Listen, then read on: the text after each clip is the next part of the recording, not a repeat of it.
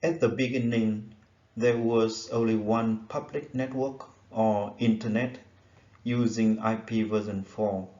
However, by 1990s, the world was running out of IP version 4 addresses.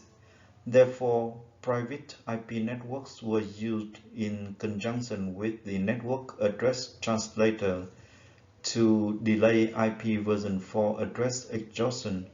Let's learn about those things in this lesson. Let's talk about the issues with IP version 4. As we know, IP version 4 is 32-bit address, which gives us over 4 billion IP addresses. At the beginning, to connect to the Internet, each network device needs at least one unique IP address, no matter where it is or how it is used. In fact, many network devices need to communicate with other devices within a local network of an organization, not with the devices on the Internet. Moreover, dividing IP version 4 into class A, B, and C led to the assignment of one classful network per subnet, which wasted so many IP addresses. Therefore, by 1990s, the world was running out of IP version 4 addresses.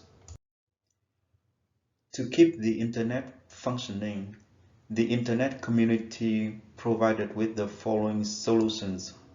The first solution is to use a feature called classless interdomain routing, or CIDR, which allows to subnet a classful network into multiple smaller subnets to reduce the waste of unassigned IP addresses in each subnet to the minimum.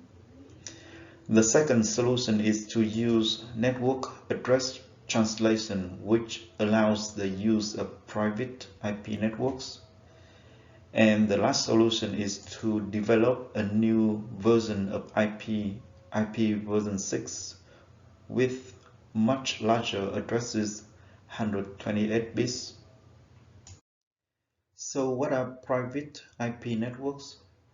According to RFC 1918, the list of IP networks given in this table was removed from the Internet and made private, which allowed them to be used by any organization, which also means the IP addresses of private networks are not routable on the Internet.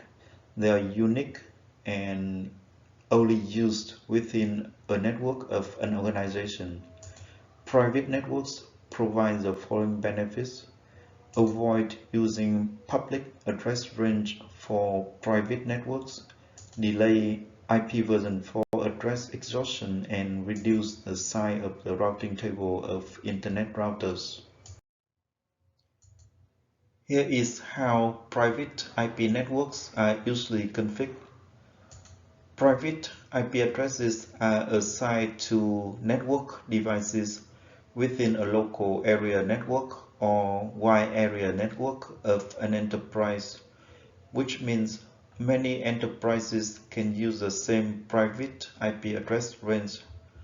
For example, in this wide area network, we can assign private subnets like this, and in this local area network, we can assign private IP addresses like this.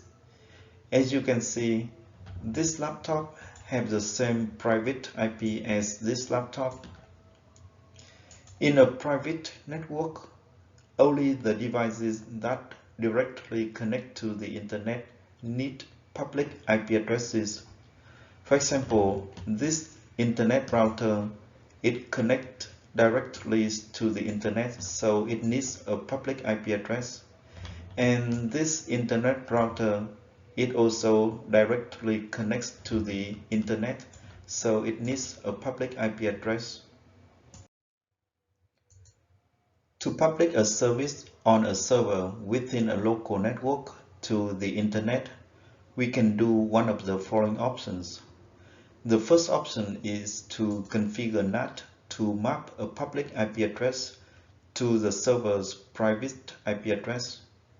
For example, if we want to publish the email service on this server, we can configure NAT to map this public IP address to the server private IP address, so that from the internet, the client's computer can access this server via this public IP address. The second option is to assign public IP address to the server directly. For example, if we want to publish the web service on this server, we can directly assign a public IP address on this server. So from the internet, the client's computer just connect to this server using this public IP address. Let's look into how NAT works. When a network device needs to access a service on the internet, for example, this laptop needs to access the web service on this server. The source and the destination IP addresses look like this. Here's the source IP address and here is the destination IP address. The IP packet is first sent to the local router. Then the local router will forward the IP packet to the internet router. When the IP packet reaches the internet router, it knows it must forward the IP packet to the internet.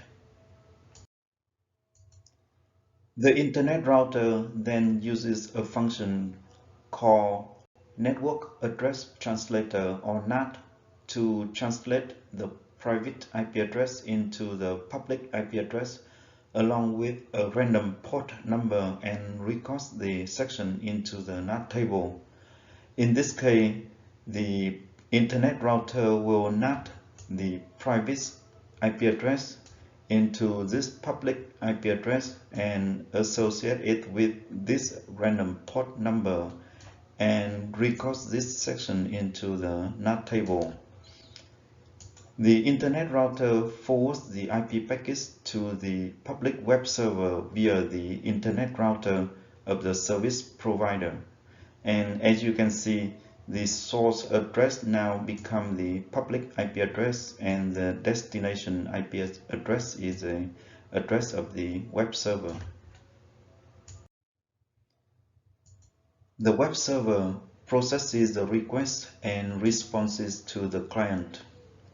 As you can see, the source IP address is the public IP address of the web server, and the destination IP address is the public IP address configured on the internet router. Upon receiving the IP packet, the internet router looks up the NAT table for the section information and translates. In this case, it translates the public IP with this random port number to the private IP address of the laptop.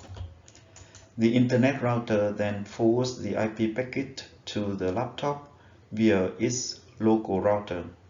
As you can see, the source IP address is still the public IP address of the web server, but the destination IP address is a private IP address of the laptop. Let's now look into how to divide a network into subnets. You are given a class B network 172.18.0.0/16. You need to divide the network into 30 subnets. Each subnet must have up to 2000 hosts. We know the network has 16 network bits. So the number of host bits are equal to 32 subtract 16 equal to 16 bits. To divide the network into 30 subnets, we need to borrow 5 host bits, which allows us to create 2 power of 5 equal 32 subnets, which is greater than 30. After subnetting in each subnet, we have the number of network bits are equal to 16 plus 5 equal 21 bits. The remaining host bits are equal to 16 subtract 5 equal to 11 bits. Therefore, in each subnet has 2 power of 11 subject to equal to 2046 hosts, which is greater than 2000 hosts. To find the host range, we need to pay attention to the octet that is divided. In this case, we divided the third octet and we borrow 5 bits, which creates 32 subnets. The remaining 3 bits for hosts creates a range of 8 hosts in each subnet starting from 0. So here is the host range. The first subnet will have the range from 0 to 7, which is 8 hosts, and the subnet 2 will have the range from 8 to 15, and the subnet 3 will have the range from 16 to 23, and the last subnet, which is the subnet 32, will have the range from 248 to 255. Let's read the keynotes for this lesson.